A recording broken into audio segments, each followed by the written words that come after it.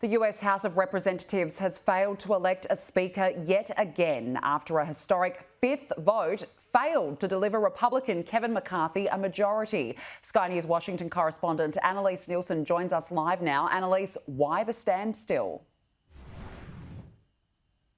Look, there's a few different factors that have all come to a head in this vote. Among many unsettled issues among the Republican Party, this is fairly unprecedented. The only other time we've had a vote for a speaker not go ahead on the first vote was in 1923, and that took 7 votes. We're well on the way there now with a potential 6th vote taking place today. What seems to be the issue is that among the Republicans, it's very unsettled about who should be representing them from the far-right faction, but that's quite extraordinary in itself. Kevin McCarthy is a long-term supporter of Donald Trump.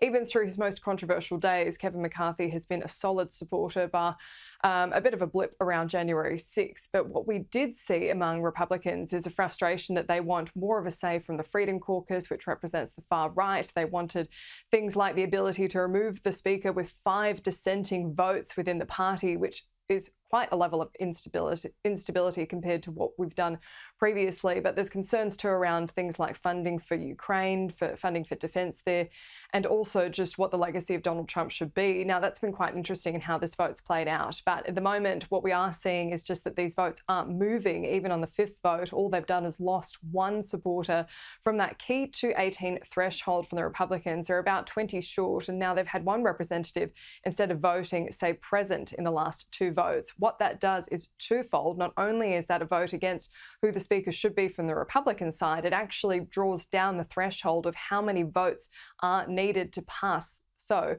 what that does is make each Democrat vote more powerful and puts forward the prospect of potentially a Democrat being Speaker of the Republican House, which would be quite untenable, you'd imagine. What the Republicans are saying is they do need to come together, and there might need to be more discussions behind closed doors.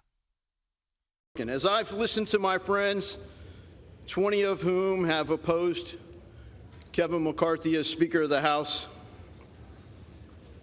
and others, the root issue is this: they do not trust Kevin McCarthy. What can heal that divide? Right now, there are a lot of colleagues that don't trust 20 or more of my fellow Republicans.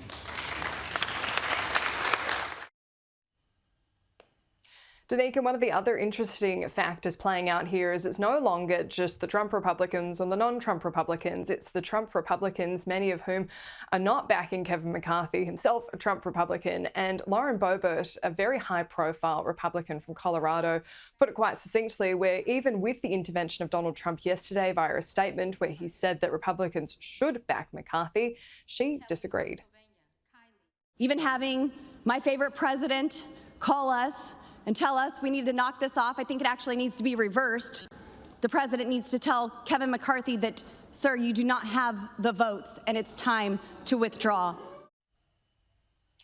So from here, what happens? They can't adjourn without Democrats agreeing to adjourn the House. The Democrats politically would be rather ill-advised to do that. This is all playing out very much in their favour. They've got an election to win in 2 years and they didn't win the House. You can see that they're still not quite happy about that, as you would be. But the other factor here is what is going to be the circuit breaker. There's been no other major names being in play up until this vote. It was seen that there would be some ill feeling, but McCarthy would pull ahead. Now names are coming out, potentially Scalise. Otherwise, there's been Jim Jordan's put forward as that token protest vote going in. But with each vote that McCarthy loses, each one of those prospects becomes more of a potential. Fascinating scenes. Annalise Nielsen, thank you.